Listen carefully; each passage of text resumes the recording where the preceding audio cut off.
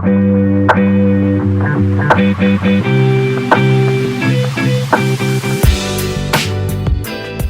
how you doing? So guys, I thank you guys so much for definitely watching this video. This is going to be really how I feel about getting remarried and just what really like led to me thinking this way, and and just making up my mind that I'm ready to be in a marriage again to a wonderful man. He's a wonderful man. So, husband number two, guys. So, if you are definitely wanting to kind of just see what my mind has to say and just how I feel about it, let's do this.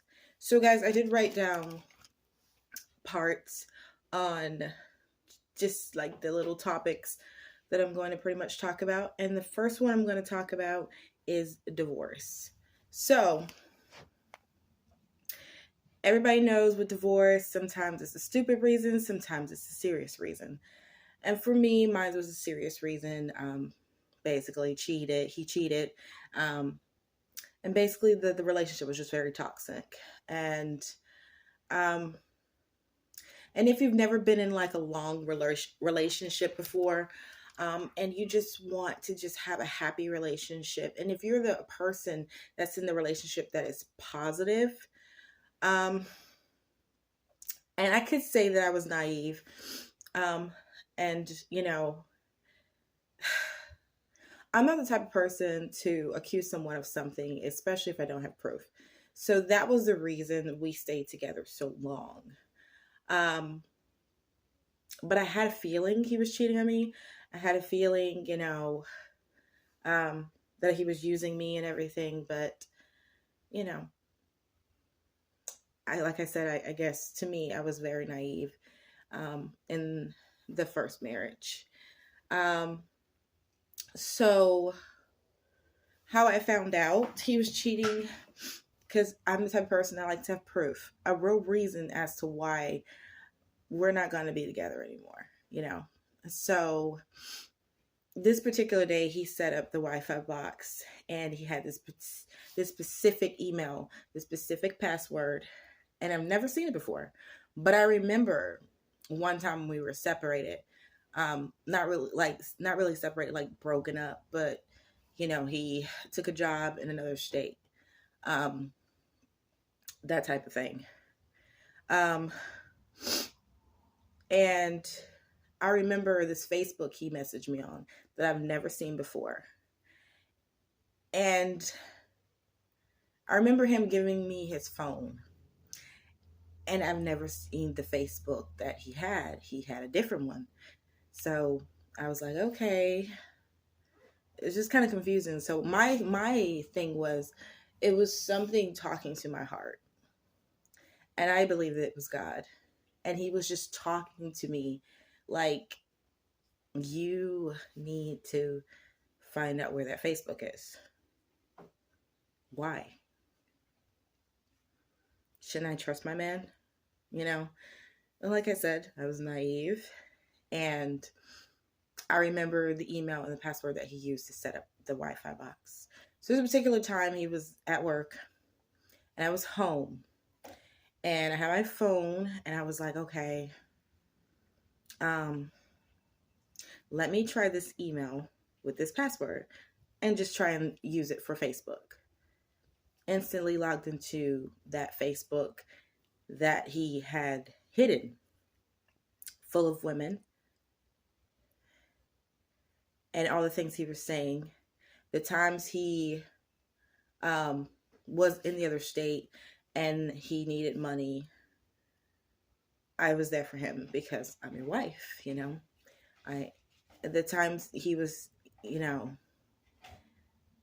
didn't have money, he was stranded somewhere, he was in jail, something like that, I was there, what I'm saying? And this particular time, I remember him being still living in a different state. Still in the same state, but just in a different town. And I remember sending him money because he said he needed it, for food and stuff like that. And I remember going through those messages and seeing this girl. And he messaged the same thing probably to 6 or 7 different women. And he said, hey, what are you doing? Now, some of them turned him down. Really, honestly, probably about 98% of them turned him down. Probably about 95% turned him down. The other ones, really, it was kind of like turning him down because they had a conversation, but it didn't last. Except for one person. And that was the main person that he had labeled as his wife. And I'm like, oh, okay. So, the money that I sent him, he was trying to use to get a hotel room and be with a woman. It didn't matter what woman. He messaged the same message to so many women, and they kept turning him down and everything. And I'm assuming the one he labeled his wife was the one that said yes. I'm guessing because he talked to her more. Then I come to find out, he was just having an affair with her and blah, blah, blah. But you want to know something, guys? It didn't faze me. Like, it didn't bother me. Like, at that moment. And I feel like it's because I know who I am. I know that when you go through breakups, you're going to get emotional. Especially if you have memories and an attachment to that person. Whether it's a little bit of an attachment or big attachment to that person. And that was my husband, But my mom created a strong woman. And I wasn't going to settle for a cheater. I don't like cheaters. I don't like liars. So I wasn't going to settle for that. Even though you were my husband. Even though some people say, oh, you can deal with a cheater. You can. If your man or your girlfriend cheats on you, you can forgive them. You can.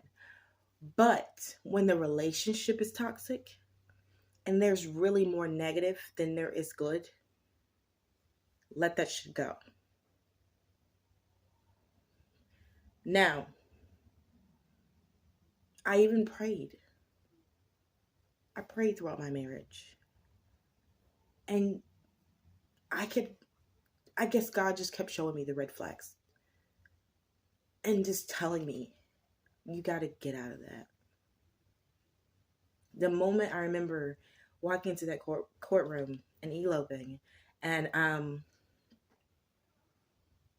I just didn't feel the joy that I should have felt getting married, But I felt, well, we have a kid, and I do love him, and I care about him, and I just want us to be a family. Those were my goals. But I wasn't looking at what he brought to the table. I wasn't looking at who he was as a person, who he really was, and who he was presenting, and that I was ignoring and trying to see nothing but good in him. So, for me, the moment I kicked him out of my home, and the reason for it is I would love to fight for my marriage, whether it was toxic, whether it was good. But when you lie to my face, look me dead in my eyes, I literally tell you, tell me the truth. I can respect you more if you tell me the fucking truth than you lie to my face. Like, literally look me dead in my eyes and lie to me when I have proof in my hand. And the other reason he gave himself away was the moment I told him that I logged into it. Because I'm not going to lie. I don't lie. The moment I told him that I logged into it and I screenshotted all those things, he went into the room, changed the fucking password. You gave yourself away. And still in that moment, I said to him, you want to save our marriage? You need to tell me the truth. When he spoke those lying words to me, I don't know her. None of this stuff. That was it. I had no respect for him anymore. I had nothing to really fight for anymore. The biggest thing for me is, one second, y'all. Y'all, I'm back. The biggest thing for me, guys, is, when we separated, I wasn't emotional. I was more angry. Like, very angry. But I was in an anger that was set on revenge. And I know some people get like that. And tell you the truth, it's not worth it. It's not. Some of us, we got to go through that shit, though, because it's how you're going to learn to grow and be better, to be honest.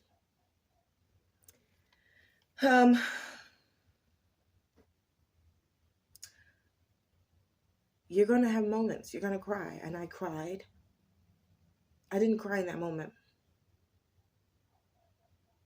I think when I realized he didn't want to fight for us, and that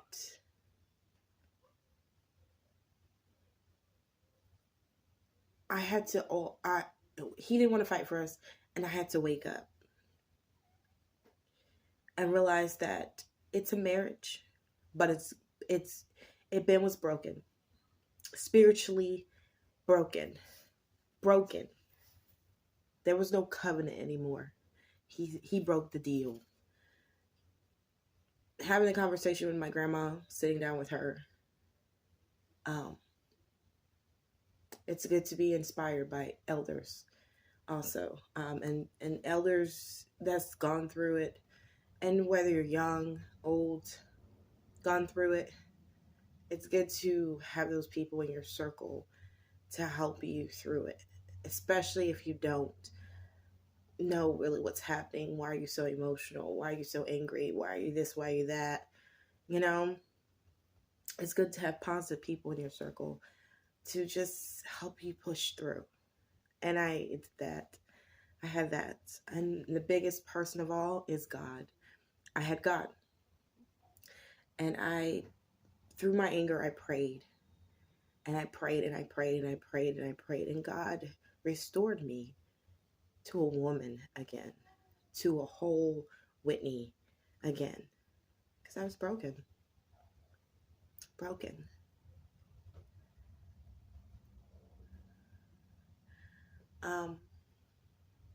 And that was the divorce part of it.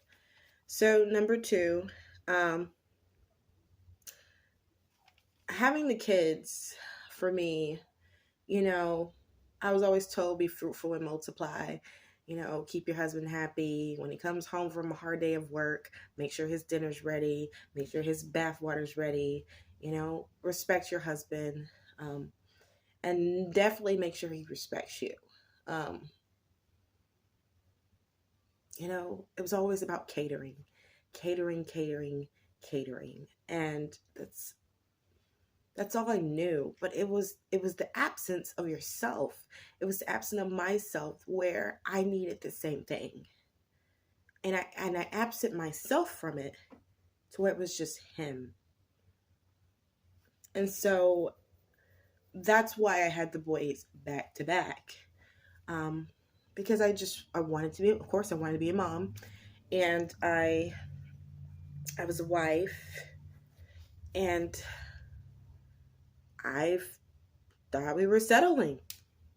But apparently, I was married to a supposed man who was still wanting to be a kid. So, divorce happens. And God warned me. He warned me. He warned me so many times. He did. Even my grandpa came to me and he was like, "Are you sure?" Because he asked my grandpa for my hand in marriage and blessing to marry me, without me knowing anything about it. And I thought that he was serious, you know. But he was the type that wanted his cake and eat it too. He wanted to stay married to me and me never know that he was cheating on me.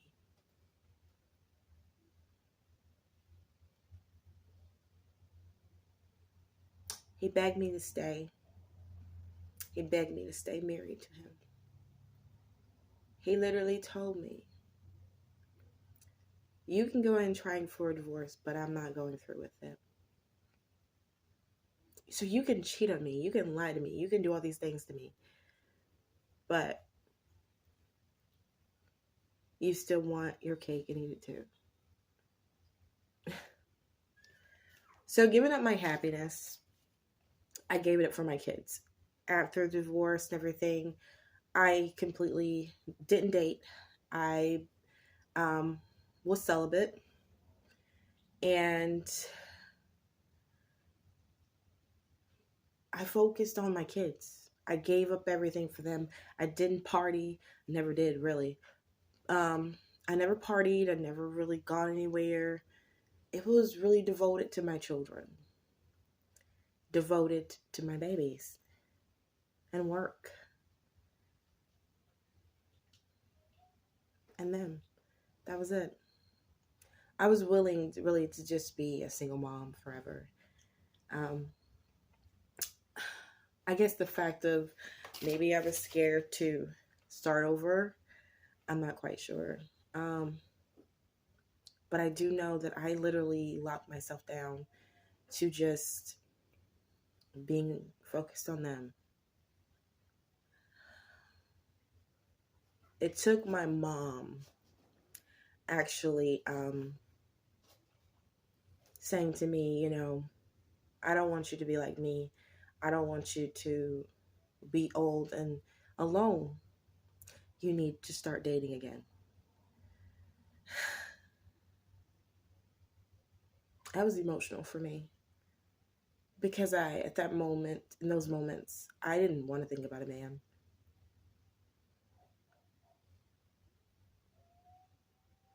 I didn't want to think about it. I was okay with it just being us. Even though it was hard, it was tough doing it by myself. Um, I just didn't want to deal with any heartbreaks.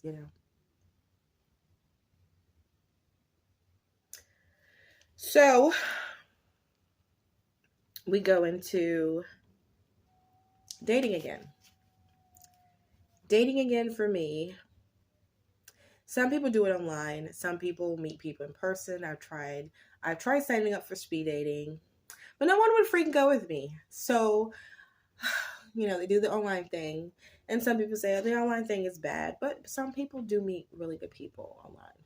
And some people meet bad people. It just, life is life. And things happen. And people are sometimes in the wrong place at the wrong time. Things happen. That's life. But the biggest thing is praying before you do something. And I learned that from church from a long time ago. And this apostle told me, before you do anything, pray about it. No matter what it is. If you're getting ready to go to the ATM, pray about it. Whatever it is, before you do it, pray. And so I did. And, going back into dating, some people, you got too many horny men out there. Too many horny men, very handsome, very, could be a really good man to somebody, but they choose to be a hoe. Women too. We're talking women too. So it makes dating hard. especially when you have people who just don't want to be in a relationship and they just want to be, friends with benefits, that type of stuff.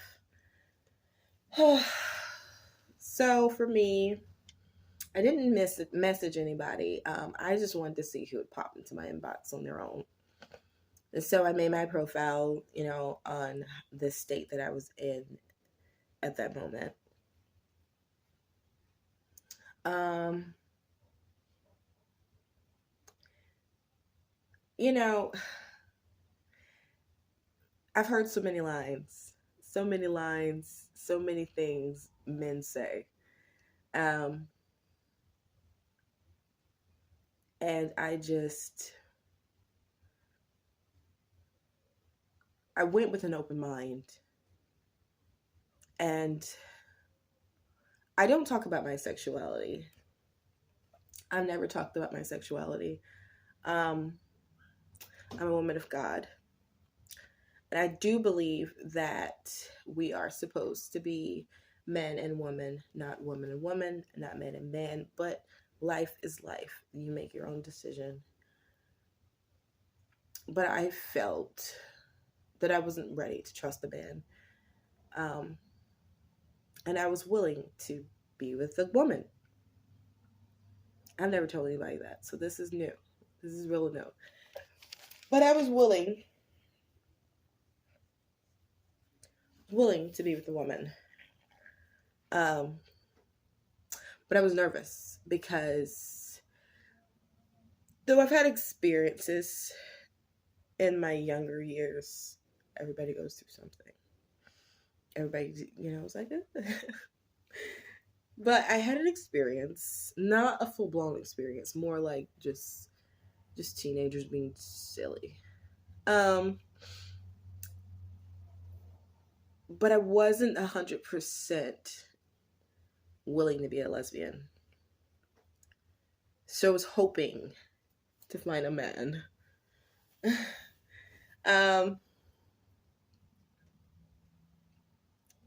And Johnny just happened to pop up. Now, here's the story on Johnny. So technically, Johnny and we had a conversation before. The first conversation that we had, the first time we talked, we were supposed to go out. And at that time, he found out that his grandpa had cancer. And Johnny's mind, it's like, it's a one-track mind. Like, he doesn't like to be doing multiple things in his mind. And he doesn't think about things. He just do them. But I'm teaching him to think about things before he does them, because sometimes you do the wrong things, you say the wrong things, and he's learning different things, and I'm learning different things from him. But he was so focused on his grandpa that he wasn't willing to open up to be with me. So he stood me up on the date. Everything. I could have been upset.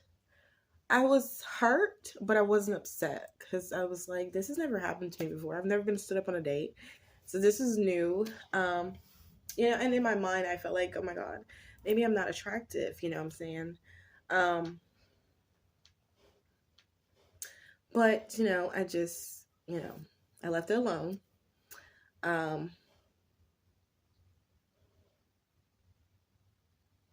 And then probably about October, November, December, January, February, March, April, May, June, July. So about a year. No, it's a little less than a year. Was it October?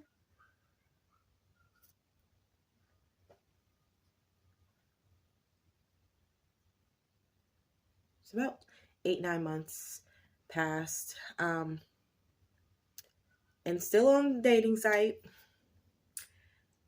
And this guy was talking to me, and then he started to get really weird. I don't know. dating apps are so fucking weird. It's the people. It's the people. They're so weird. You know. No, if I wanted some dick, I have vibrators for that. Okay, baby. And I know how to do it to myself. Okay, because I know how to please me. I don't need your dick. I need a man. I need a good man. A good man who's gonna step up and be a good man to me, respect me, love me, be there, be a damn partner. Like seriously grow the fuck up. And I wasn't really looking into someone who's gonna be a stepdad to my children. No. I wasn't even going to be open to letting anyone see my kids at all. This particular time, after the 8, 9 months, I was like, the guy was talking to me, and I ended up blocking him. I ended up blocking a lot. I blocked a lot of people, and all of a sudden, this picture pops up, and it's Johnny,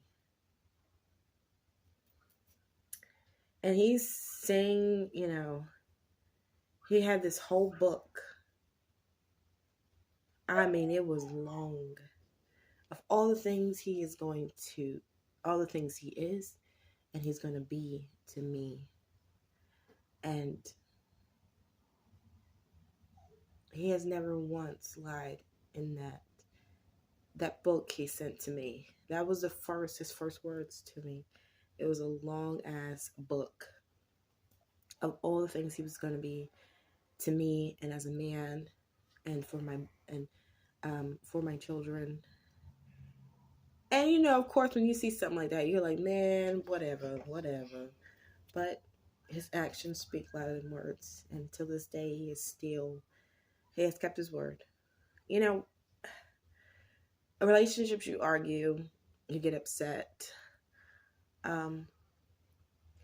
But the biggest thing for me was growing. That's like the biggest thing in any relationship for me as a goal. It's growing.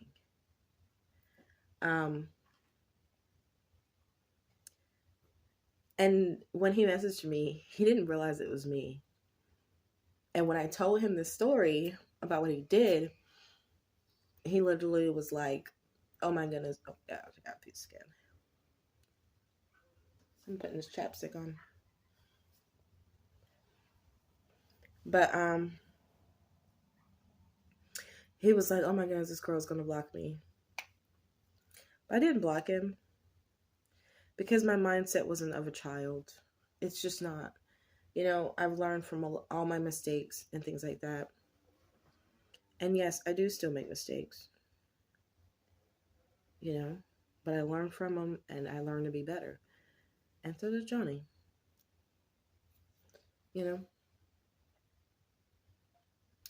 And I didn't block him. We talked. We met. And that same day he met my kids, and how he met them, my mom didn't want to watch him, and I was going to go pick him up. And he was still with me, and my kids ran in the house, and he got to meet them the same day. Other than that, he probably wouldn't have met my kids for like a while, because that was just my goal. I didn't want nobody to meet my babies until I knew you and I were going to be something. And we had to have the discussion, which we did. We had a discussion about my kids and everything, and he was willing to accept them and do what he can, and he loves them. He loves them to death. And now we're getting ready to have his first child, his daughter. So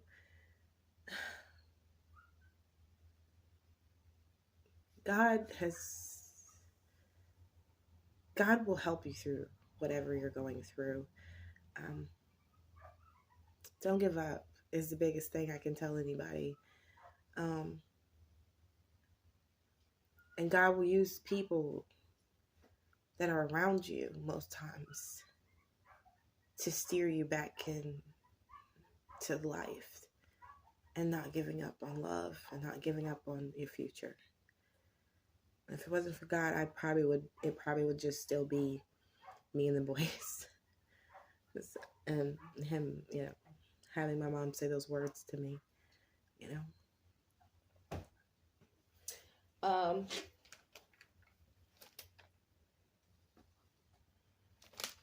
opening my heart again. So I guess this is more of a current state that I'm in now. And what it is so many people, I hope I don't have nothing in my nose. So many people, they jump into relationships and stuff like that. And that's okay when it comes to dating, But I wanted to know that this was going to be a relationship and not just dating. And I want to know that I can trust him. I want to know that I could love him. And even though we've been together 2 years, my heart loves him. But my heart loves him. But it grows, and that's how your heart should do. It's supposed to grow more love for that person. Like it's a growing love. And you have to grow and learn to trust that person more and know that he is your security and that you can be completely open with this person. And that takes time. And for me, it's learning to open my heart, flowing with nothing but love. And it takes time, especially when you've been hurt, and trusting and growing love for that person. And I grow love for him every single moment, every single day. And I just want to continue to grow that love for him as he show me, not tell me, that he shows me and show the children and show us as a whole that you want to be here, that you love us, and that you're happy with us,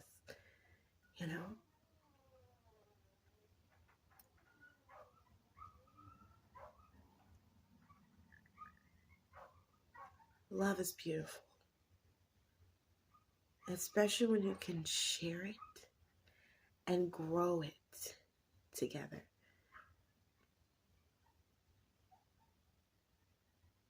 There's nothing like it.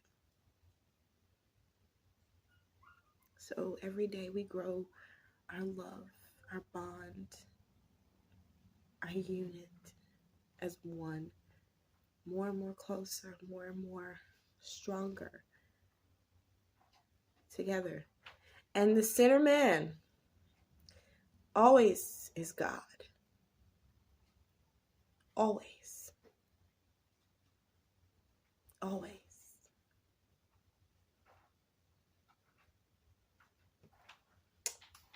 Remember that.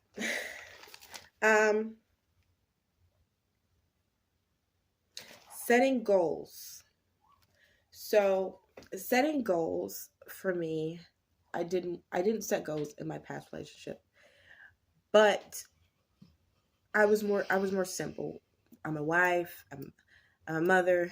Take care of my family. Do what I can. Break my back for them. Blah blah blah. Simple. But now I set goals. Growing together, loving each other unconditionally, never lying to each other, communicating, talking about every fucking thing, whether that's good, whether that's bad, whether it's embarrassing. Trusting each other. Learning to compromise.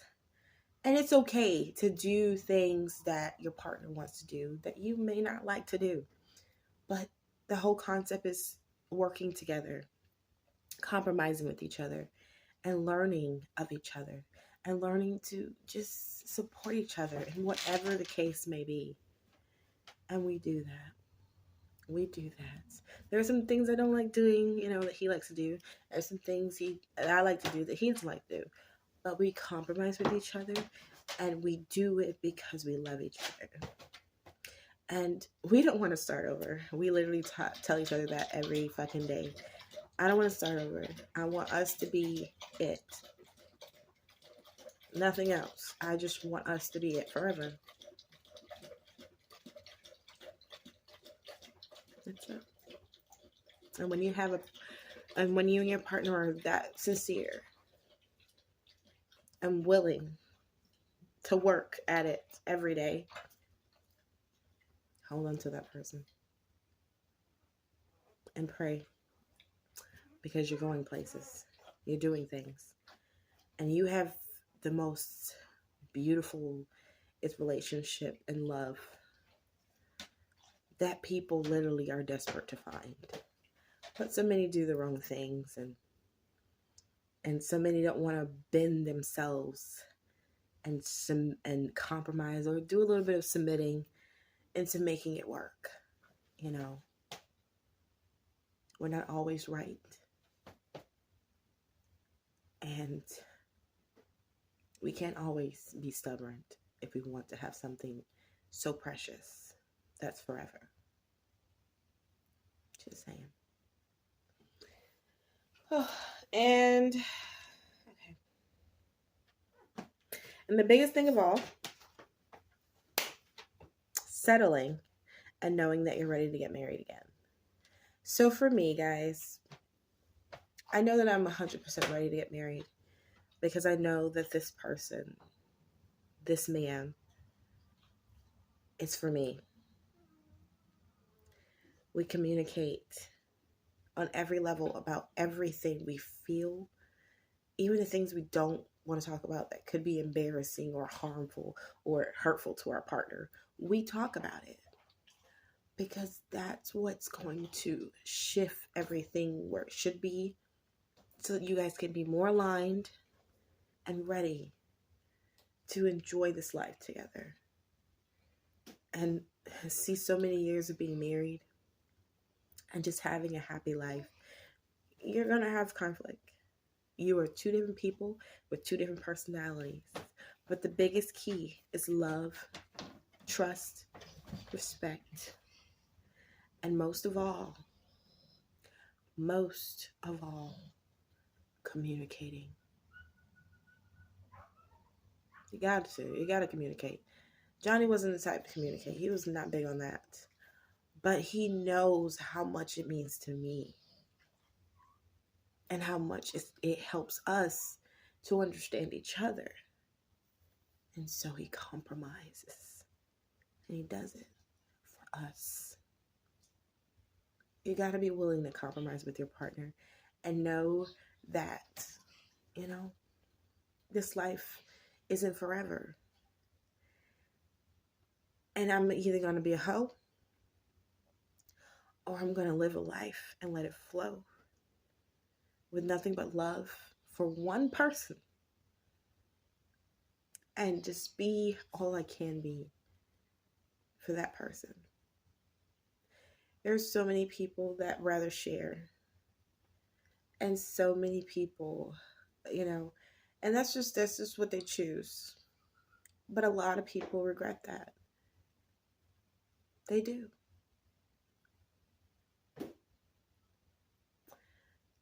I just know I don't want to be the one to regret anything. I want to know that this is it. This is it. And I wake up to the same man every day. I hug and I kiss the same man every day.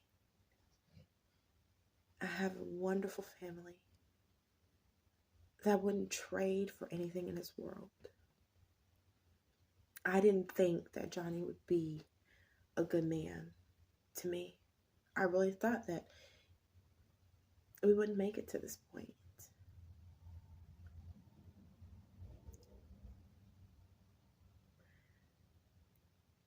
It's the grace of God. Because God knows what I'm afraid of. You know what will really break me? And that will send me to a point where I no longer care to be with the man. God knew that if this didn't work, I would never be the same again.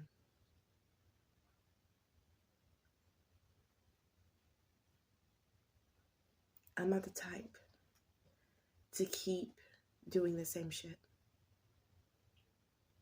I want to grow.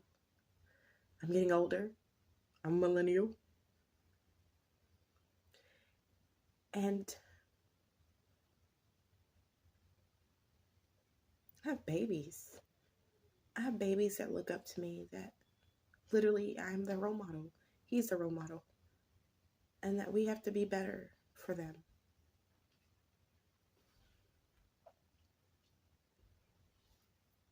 You know, we have to be better for them. So the biggest thing is settling. I'm ready to get remarried because I know that he's for me. And I cannot wait to be Mrs. Richards. And just be happy and live to however long God gives us. And just do the best I can as a wife, as a mother, as a partner, as a woman. And I know that all of you that are listening, you can do it too. You just got to be ready and willing. Love is beautiful when you have someone to share it with. And they kiss you from your head to your toes. And they make your body go, oh my goodness. And they make your mind go crazy. The biggest thing is them showing you that they love you without you even having to ask for that attention. Thank you for listening. I'll see you guys later for another video. Bye.